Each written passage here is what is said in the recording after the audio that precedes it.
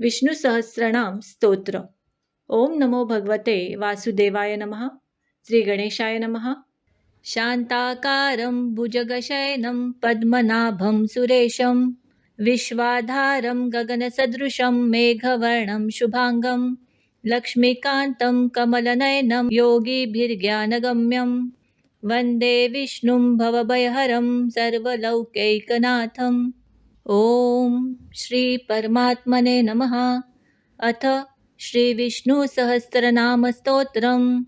ओम विश्वं विश्वषटकारो भूतभव्य भवत्प्रभु भूतक्रुध भूतभृद्भावो भूतात्मा भूतभावनः भूतात्मा परमात्मा च मुक्तानां परमागतिः अव्यव्यः पुरुषः साक्षी क्षेत्रज्ञोऽक्षर एव च योगो योगविदानेता प्रधानपुरुषेश्वरः नारसिंह वपुः श्रीमान् केशवः पुरुषोत्तमः सर्वशर्वशिवः स्थाणु भ्रूतार्दिनिधिरव्यवः सम्भवो भावनो भर्ता प्रभवः प्रभुरीश्वरः स्वयंभू शम्भुरादित्यः पुष्कराक्षो महास्वनः अनादिनिधनो धाता विधाता धातुरुत्तमः अप्रमेयो ऋषिकेशः पद्मनाभो मरप्रभुः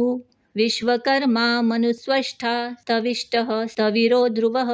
अग्राह्यः शाश्वतः कृष्णो लोहिताक्षः प्रतर्दनः प्रभुतस्त्रिकुब्धाम पवित्रं मङ्गलं परम् ईशानः प्राणदः प्राणो ज्येष्ठः श्रेष्ठः प्रजापतिः हिरण्यगर्भो भूगर्भो माधवो मधुसूदनः ईश्वरो विक्रमी धन्वी मेधावी विक्रमः क्रमः अनुत्तमो दुराधर्षः कृतज्ञः कृतिरात्मवान् सुरेशः शरणं शर्म विश्वरेताः प्रजाभवः अहत्संवत्सरो व्यालः प्रत्ययः सर्वदर्शनः अजः सर्वेश्वरसिद्धः सिद्धिसर्वादिरच्युतः रुषाकपिरमेयात्मः सर्वयोगविनिर्सुतः वसुर्वसुमना सत्य समात्मा समितः समः अमोघः पुण्डरीकाक्षो रुषकर्मा रुषाकृतिः रुद्रो बहुशिरा बभ्रू वृषयोनि शुचिश्रवः अमृतः शाश्वतः स्थाणु वरारोहो महातपः सर्वगः सर्वविद्वानो विश्वक्सेनो जनार्दनः वेदो वेदविदव्यग्गो वेदांगो वेदवीतकविः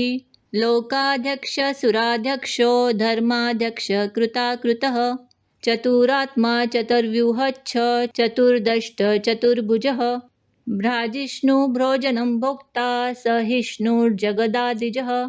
अनघो विजयो जेता विश्वयोनिः पुनर्वसुः उपेन्द्रो वामनः प्रांशुर्मोघः शुचिरुर्जितः अतीन्द्रसंग्रह सर्गो धृतात्मा नियमो यमः वेद्यो वैद्य सदा योगी विरहा माधवो मधुः अतीन्द्रियो महामायो महोत्साहो महाबलः महाबुद्धिर्महावीर्यो महाशक्तिर्महाद्युतिः अनिर्देश्य वपुः श्रीमान् मेयात्मा महादृदृक् महेश्वासो महीभर्ता श्रीनिवासः सताङ्गतिः अनिरुद्धः सुरानन्दो गोविन्दो गोविदाम्पतिः मणिचिर्दमनोहंसः सुपर्णो भुजगोत्तमः हिरण्यनाभः सुतपः पद्मनाभः प्रजापति अमृत्यः सर्वदृक्सिंहः सन्धाता सन्धिमान् स्थिरः अजो दुर्मर्षणाशास्तः विश्रुतात्मा सुरारिः गुरुर्गुरुतमो धाम सत्यः सत्यपराक्रमः निमिषो निमिषस्रग्वी वाचस्पतिरुदारधिः अग्रणी ग्रामणी श्रीमान् न्यायो नेता समीरणः सहस्रमूर्धा विश्वात्मा सहस्राक्षः सहस्रपात् आवर्तनो निवृत्तात्मा संवृतः सम्प्रमर्दनः अहस्संवर्तको वैनिर्निलो धरणीधरः सुप्रसादः प्रसन्नात्मा विश्वदृग्विश्वभुग्विभु सत्कर्ता सत्कृतः साधुर्जनुर्नारायणो नरः असंख्येयो प्रमेयात्मा विशिष्ट शिष्टकृच्छुचि सिद्धार्थ सिद्धसंकल्प सिद्धिदः सिद्धिसाधनः ऋषा हि ऋषभो विष्णु ऋषपर्वा ऋषोदरः वर्धनो वर्धमानच्च विविक्तः श्रुतिसागरः सुभुजो दुर्धरो वाग्मी महेन्द्रो वसुदो वसुः नैकरूपो बृहद्रूपः शिपिविष्टः प्रकाशनः ओजस्तेजोद्युतिधरः प्रकाशात्मा प्रतापनः रुद्ध्वस्पष्टाशरो मन्त्र चन्द्रांशु भास्करद्युतिः अमृतांशुधवो भानुः शशबिन्दुः सुरेश्वरः औषधं जगतः सेतुः सत्यधर्मपराक्रमः भूतभव्यभवन्नाथः पवन पावनो नलः कामः कामकृत्कान्तः कामः कामप्रदप्रभुः युगादिकृतयुगावर्तो नैकमायो महाशनः अदृश्यो व्यक्तरूपच्छ सहस्रजिदनन्तजित् इष्टो विशिष्टः शिष्टेष्टः शिखण्डी नहुषोरुषः क्रोधः क्रोधकृत्कर्ता विश्वबाहुर्महिर्धरः अच्युतः प्रतितः प्राणः प्राणदो वासवानुजः अपानी धीरधिष्ठानम् अप्रमतः प्रतिष्ठितः स्कन्दः स्कन्दधरो धुर्यो वरदो वायुवाहनः वासुदेवो बृहद्भानुरादिदेवः पुरन्दरः अशोकसारणस्तारः शूरः शौरिर्जनेश्वरः अनुकूलः शतावर्तः पद्मी पद्मनिभेषणः पद्मनाभोरविन्दाक्षः पद्मगर्भः शरीरभृतः महिर्द्विरुद्धोरुध्वात्मा महाक्षो गरुडध्वजः अतुलः शरभो भीमः समयज्ञो हविर्हरिः सर्वलक्षणलक्षण्यो लक्ष्मीवान् समितिज्जयः विक्षरो रोहितो मार्गो हेतुर्दामोदरसहः महीधरो महाभागो वेगवान् मिताशनः उद्धव शोभनो देव श्रीगर्भ परमेश्वरः करणं कारणं कर्ता विकर्ता गहनो गुहः व्यवसायो व्यवस्थानः संस्थानः स्थानदो ध्रुवः परर्धि परमस्पष्टस्तुष्टपुष्टशुभेक्षणः रामो विरामो विर्जो मार्गो नेयो नयो नयः वीरः शक्तिमतां श्रेष्ठो धर्मो धर्मविदुत्तमः वैकुण्ठः पुरुषः प्राण प्राणद प्रणवपृतुः हिरण्यगर्भशत्रुघ्नो व्याप्तो वायुरधोषजः ऋतुः सुदर्शनः काल परमेष्टि परिग्रहः उग्रः संवत्सरो दक्षो विश्रामो विश्वदक्षिणः विस्तारः स्थावरस्थाणु प्रमाणं बीजमव्ययम् अर्थोऽनर्थो महाकोशो महाभोगो महाधनः अनिर्विणः स्तविष्टो भूधर्मयूपो महामकः नक्षत्रनेमि नक्षत्री शमः श्याम समीहनः यज्ञ इज्जो महेज्यच्छ क्रतुः सत्रं सताङ्गतिः सर्वदर्शी विमुक्तात्मा सर्वज्ञो ज्ञानमुक्तमम् सुव्रत सुमुख सूक्ष्म सुघोष सुखद सुहृत् मनोहरो जितक्रोधो वीरबाहु विदारणः स्वापनस्ववशो व्यापी नैकात्मा नैककर्मकृत् वत्सरो वत्सला वत्सी रत्नगर्भो धनेश्वरः धर्मगुप्धर्मकुदर्धर्मी सदसक्षरमक्षरम् अविज्ञाता सहस्रांशु वृधाता कृतलक्षणः गभस्तिनेमि सत्त्वस्थः सिंहो भूतमहेश्वरः आदिदेवो महादेवो देवेशो देवभृदगुरुः उत्तरो गोपतिग्रोप्ता ज्ञानगम्य पुरातनः शरीरभूतभृद्भोक्ता कपीन्द्रो भूरिदक्षिणः सोमपो मृतपः सोमः पुरजित्पुरुषोत्तमः विनयो जय सत्यसन्धो दाशार सात्वतां पतिः जीवो विनयिता साक्षी मुकुन्दो मितविक्रमः अम्भोनिधिरनन्तात्मा महोदधिशयोऽन्तकः अजो महारस्वाभाव्यो जितामित्रः प्रमोदनः आनन्दो नन्दनो नन्दः सत्यधर्मा त्रिविक्रमः महर्षिकपिलाचार्यः कृतज्ञो मेदनीपतिः त्रिपदस्त्रिदशाध्यक्षो महाशृङ्गकृतान्तकृत महावराहो गोविन्द सुषेणः कणकाङ्गदिः गुह्यो गभीरो गहनो गुप्तचक्रगदाधरः वेदास्वाङ्गोजितकृष्णो दृढसङ्कर्षणोच्युतः वरुणो वारुणो वृक्षः पुष्कराक्षो महामनः भगवान् भगहानन्दी वनमाली हलायुधः आदित्यो ज्योतिरादित्यः सहिष्णुर्गतिसत्तमः सुधन्वा खण्डरपर्शु दारुणो द्रविणपदः दिविक्स्पृक सर्वदृग्व्यासो वाचस्पतिरयो निजः त्रिसामा सामगः साम निर्वाणं भेषजं भिषक् संन्यासकृच्छमं शान्तो निष्ठा शान्तिपरायणम् शुभांगं शान्तिदस्रष्टा कुमुदः कुवलेशयः गोहितो गोपतिग्रोप्ता वृषभाक्षो वृषप्रियः अनिवर्ती निवृत्तात्मा संक्षिप्ता क्षेमकृच्छिवः श्रीवत्सवक्षः श्रीवास श्रीपतिः श्रीमतां वरः श्रीधः श्रीश श्रीनिवासः श्रीनिधि श्रीविभावनः श्रीधर श्रीकर श्रेय श्रीमालोकत्रयाशयः स्वक्ष स्वङ्गशतानन्दो नन्दिर्ज्योतिर्गणेश्वरः विजितात्मा विधेयात्मा सत्कीर्तिर्छिन्नसंशयः उदीर्ण सर्वतच्छ शूरनिश शाश्वतस्थिरः भूषयो भूषणो भीतिवृशोकः शोकनाशनः अर्चिष्मानर्चितकुम्भो विशुद्धात्मा विशोधनः अनिरुद्धो प्रतिरतः प्रद्युम्नो मितविक्रमः कालनेमिनिहावीरः शौरिः शूरजनेश्वरः त्रिलोकात्मा त्रिलोकेशः केशव केशिहा हरिः कामदेव कामपाल कामिकान्तकृतागमः अनिर्देश्य वपुर्विष्णु वीरोऽनन्तो धनञ्जयः ब्रह्मण्यो ब्रह्मकृद्ब्रह्मा ब्रह्म ब्रह्म विवर्धनः ब्रह्मविद् ब्राह्मणो ब्रह्मी ब्रह्मण्यो ब्राह्मणप्रियः महाकर्मो महाकर्मा महातेजा महोरगः महाक्रतुर्महायज्वा महायज्ञो महाहविः स्तव्यस्तव प्रियस्तोत्रं स्तुतिः स्तोतारणप्रियः पूर्णः पुरयिता पुण्यः पुण्यकीर्तिरणामयः मनोजवस्तीर्थकरो वसुरेता वसुप्रदः वसुप्रदो वासुदेवो वसुर्वसुमना हविः सद्गति सत्कृति सत्ता सद्बुद्धि सत्परायणः शूरसेनो यदुश्रेष्ठ सन्निवास सुयामुनः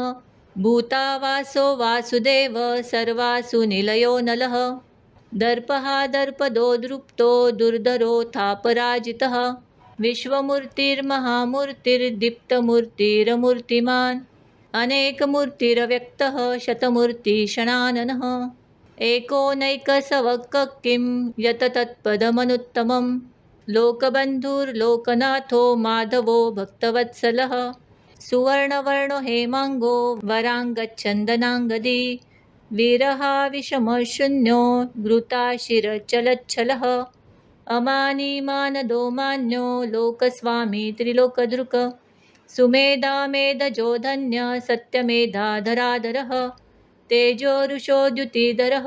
सर्वशस्त्रभृतांवरः प्रगहो निग्रहो व्यग्रो नैकशृङ्गो गदाग्रजः चतुर्मूर्तिर्चतुर्बाहु चतुर्व्यूह चतुर्गतिः चतुरात्मा चतुर्भाव चतुर्वेद विदेकपात् समावर्तो निरुत्तात्मा दुर्जयो दुरतिक्रमः दुर्गभो दुर्गमो दुर्गो दुरावासो दुरारिहा शुभांगो लोकसारंग सुतन्तुस्तन्तुवर्धनः इंद्रकर्मा महाकर्मा कृतकर्मा कृतागमः उद्भव सुंदर सुंदो रत्ननाभ सुलोचनः अर्को वाजसन शृंगी जयन्तः सर्वविजयी सुवर्णबिन्दुरक्षोभ्य सर्ववागीश्वरेश्वरः महारदो महागर्तो महाभूतो महानिधिः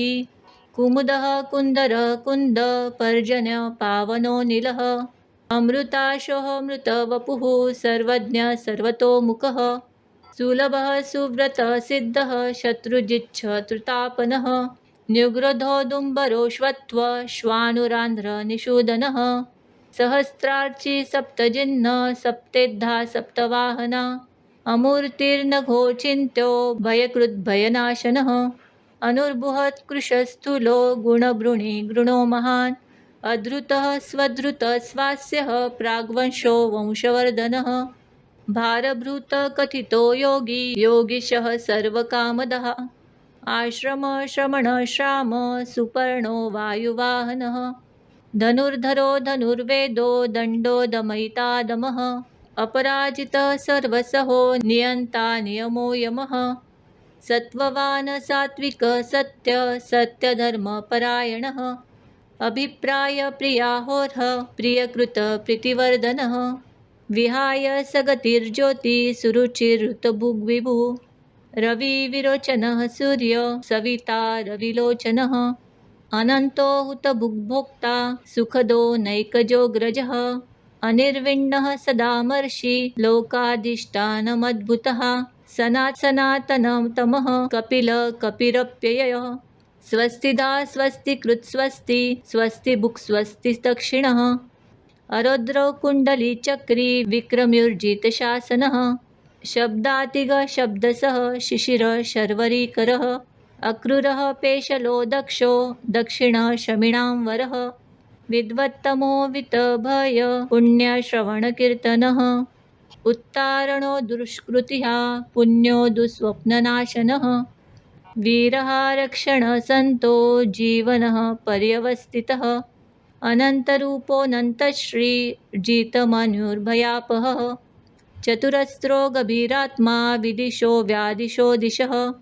अनार्दि भ्रुवो भ्रुवो लक्ष्मी सुवीरो रुचिरागदः जगनो जगदन्मादिर्भीमो भीमपराक्रमः आधारनिलयो धाता पुष्पहास प्रजागरः उद्वग सत्पथाचार प्राणद प्रणवपणः प्रमाणं प्राणनिलय प्राणभृत् प्राणजीवनः तत्त्वं तत्त्वविदेकात्मा जन्ममृत्युजरातिगः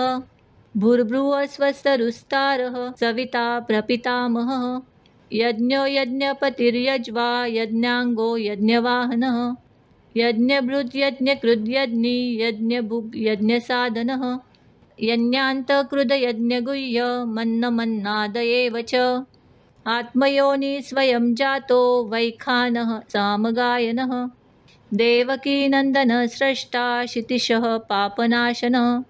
शङ्खभ्रूनन्दकी चक्री शाङ्ग्रधन्वा गदाधरः रथाङ्गपाणिरक्षोभ्य सर्वप्रहरणायुधः सर्वप्रहरणायुध ॐ नम इतीदं कीर्तनीयस्य केशवस्य महात्मनः नाम्नां सहस्रं दिव्या नामशेषेण प्रकीर्तितं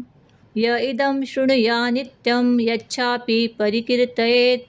नाशुभं प्राप्नुयात् किञ्चित् सौमुत्रे हचमानवः वेदान्तगो ब्राह्मणस्य क्षत्रियो विजयी भवेत् वैश्योधनसमृद्धस्य क्षुद्रसुखमवाप्नुयात् धर्मार्थी प्राप्नुयात् धर्ममर्थार्थी चार्थमाप्नुयात् कामान् वाप्नुयात् कामी प्रजार्थी प्राप्नुयात् प्रजां भक्तिमानय सदोत्थाय शुचिस्तद्वतमानसः सहस्रं वासुदेवस्य नाम्नामेतत् प्रकीर्तयेत् यशः प्राप्नोति विपुलं ज्ञातिप्राधान्यमेव च अचलां श्रियमाप्नोति श्रेयप्राप्नोत्यनुत्तमं न भयं क्वचिदाप्नोति वीर्यतेजच्छ विन्दति भवत्यरोगो द्युतिमान् बलरूपगुणान्वितः रोगार्तो मुच्यते रोगाद्बद्धो मुच्येत बन्धनात् भयान्मुच्येत भीतस्तु मुच्येतापन्न आपदः दुर्गाण्यतितरत्याशु पुरुषः पुरुषोत्तमं स्तुवन्नाम सहस्रेण नित्यं भक्तिसमन्वितः वासुदेवाश्रयो मर्त्यो वासुदेवपरायणः सर्वपापविशुद्धात्मा याति ब्रह्म सनातनं न वासुदेवभक्तानां शुभं विद्यते क्वचित् जन्ममृत्युजराव्याधि भयं नैवोपजायते इमं स्तवमधीयानः श्रद्धाभक्तिसमन्वितः युज्येतात्मसुखशान्ति श्रीधृतिस्मृतिकीर्तिभिः न क्रोधो न च मात्सर्य न लोभो नाशुभामतिः भवन्ति कृतपुण्यानां भक्तानां पुरुषोत्तमे द्यौः सचन्द्रार्कनक्षत्रा खं दिशो भूर्महो दधिः वासुदेवस्य वीर्येण विर्दुतानि महात्मनः ससुरासुरगन्धर्व सयशोरगराशक्सम जगत्वशे वर्ततेदं कृष्णस्य सचराचरम् इन्द्रियाणि मनोबुद्धि सत्त्वं तेजो बलं धृति वासुदेवात्मकान्याहुः क्षेत्रं क्षेत्रज्ञ एव च सर्वागमानामाचारः प्रथमं परिकल्पते आचारप्रभवो धर्मो धर्मस्य प्रभुरच्युतः ऋषयो पितरो देवा महाद्भूतानि धातवः जङ्गमं चेदं जगन्नारायणोद्भवम् योगो ज्ञानं तथा साख्यं विद्याशिल्पादिकर्म च वेदाशास्त्राणि विज्ञानमेतत्सर्वं जनार्दनात् एको विशर्महद्भूतं पृथग्भूताज्ञनेकषः त्रिलोकान् व्यापभूतात्मा भुक्ते विश्वभुगव्यवः इमं स्तवं भगवतो विष्णोर्व्यासेन कीर्तिमम् पठेद्य इच्छेत् पुरुषः श्रेयः सुखानि च विश्वेश्वरमजं देवं जगतः प्रभवाप्ययं भजन्ति ये पुष्कराक्षं न ते यान्ति पराभवम् ॐ तत्सदिति श्रीमहाभारते शतसहस्रयां संहितायां वैयासिक्यामानुशासनिके पर्वणि भीष्मयुधिष्ठिरसंवादे श्रीविष्णुर्दिव्यसहस्रनामस्तोत्रं सम्पूर्णम् हरि ओम तत्सत् हरि ओम तत्सत् ओम तत्सत् कृष्णार्पणमस्तु।